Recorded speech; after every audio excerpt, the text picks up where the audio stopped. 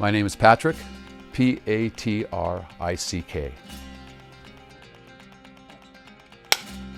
The city itself is very old, and many of the buildings in churches are 100, 150, 200 years old. And it's beautiful colonial architecture, a lot of great museums in town. The Pumapunga Museum is the largest, no, it's not the largest, but it's an Inca ruins right within the city. My name is Paul, P-A-U-L, and I am a partner in a restaurant called Paradise Indian Restaurant here in Cuenca. I have two associates, a married couple that are from southern India, and we have been very busy since beginning of September getting the business started, and we've had a very successful first month in October, and things continue well here in this month of November. I love doing what I do, which is recording music and playing music and working with musicians. So when I moved here, I moved my entire recording studio from the States and set it up here. It's called Monolab, and I record the local musicians and work with film companies and with just anybody who wants to record something. A lot of good reasons to come here is the food. It's the comidas típica, the typical food of Ecuador, is delicious by itself. And there's a lot of modern chefs here creating some amazing food to eat. The other thing that interested me about this place is that it has excellent health care. Myself, I've had dental work done very satisfactorily and at a price that was frankly amazing to me.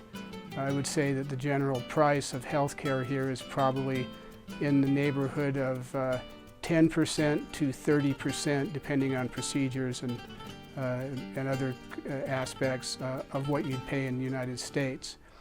The health care is actually, I think, much better because the doctors are primarily educated either in Cuba or in the United States, so they're extremely well qualified.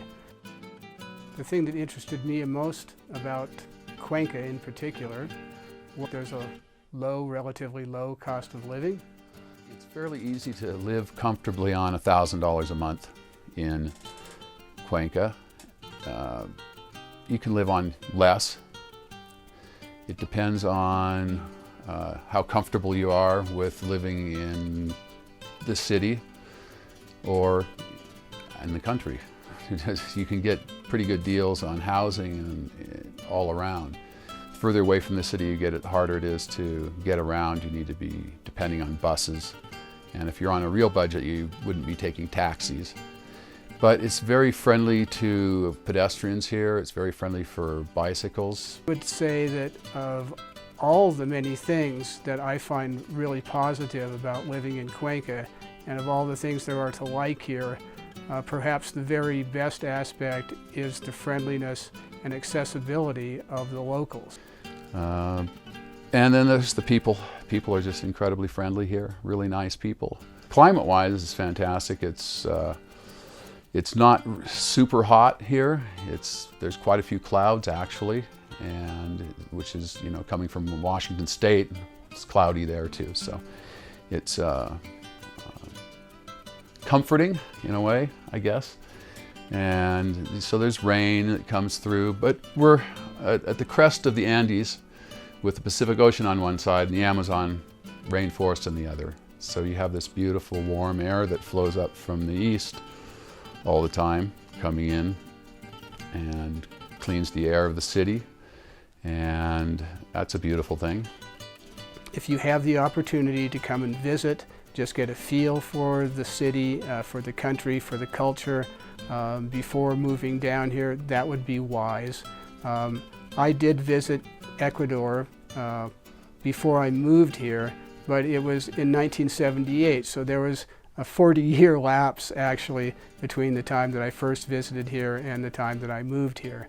I knew that the landscape and the climate would be just as great now as it was then, and just as varied and interesting. I didn't know that much about Cuenca or about a lot of the other aspects, but that wasn't so important because that was information that was available to me online.